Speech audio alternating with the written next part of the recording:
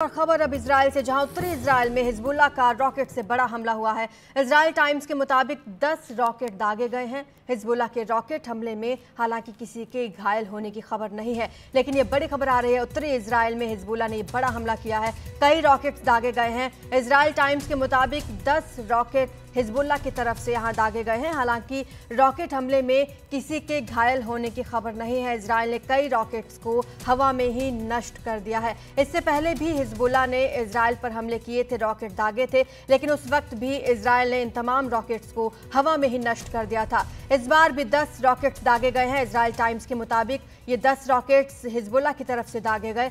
Hezbollah के rocket हमले में हालांकि किसी के घायल होने की खबर नहीं है। इससे पहले हिजबुल्ला के चीफ की मौत हो गई थी, जिसके बाद ये अंदेशा जताया गया था कि हिजबुल्ला इजराइल पर बड़ा हमला कर सकता है।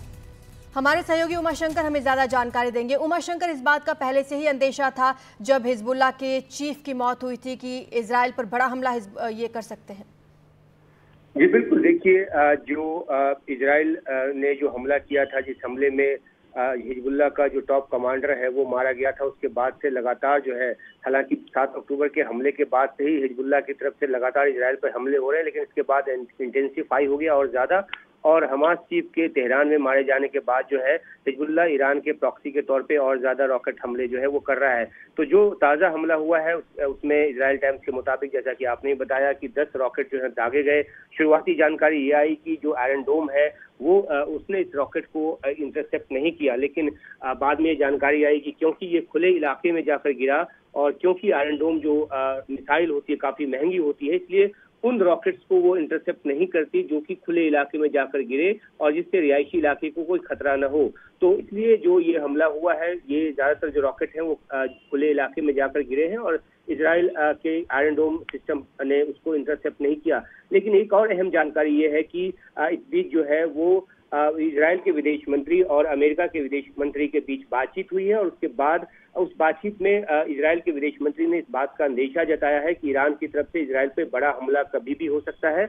और इसके बाद यूएस डिफेंस डिपार्टमेंट की तरफ से एक बयान जारी कर ये कहा गया है कि अब्राहम लिंकन कैरियर स्ट्राइक, जिससे कि F-65C लड़ाकू विमान उस पर मुस्तैद होता है, उस कैरियर को जल्दी से मिडिल ईस्ट के इलाके में भेजा जाए, उसका एक्सेलरेशन तेज करने की जो हिदायत है वो दी गई है। यूएसएस थियोडोर रूजवेल्ट जो है पहले से इस इलाके में मौजूद है और साथ ही साथ USS Georgia guided missile submarine जो है इसको भी मिडिल ईस्ट के इलाके में जाने को कहा गया है। और बयान में ये भी कहा गया है कि ऐसा इसलिए किया जा रहा है क्योंकि अमेरिका जो है वो इजराइल के रक्षा के लिए कृतसंकल्प है और हर तरीके से उसकी मदद की जाएगी। तो जिस तरह से ईरान के हमले का खतरा बढ़ता जा रहा है, इजराइल का अंदेशा बढ़ता जा रहा है, वैसे वैसे जो इस इलाके में यूएस ट्रुप्स की जो मौजूदगी है, जो उसके रक्षा प्रणाली है, जो उसका स्ट्राइक कोर है, उसकी मौजूदगी जो है वो बढ़ाई जा रही है ताकि ईरान को इस बात के लिए रोका जा सके कि वो बड़ा हमला इजराइल पे ना करे।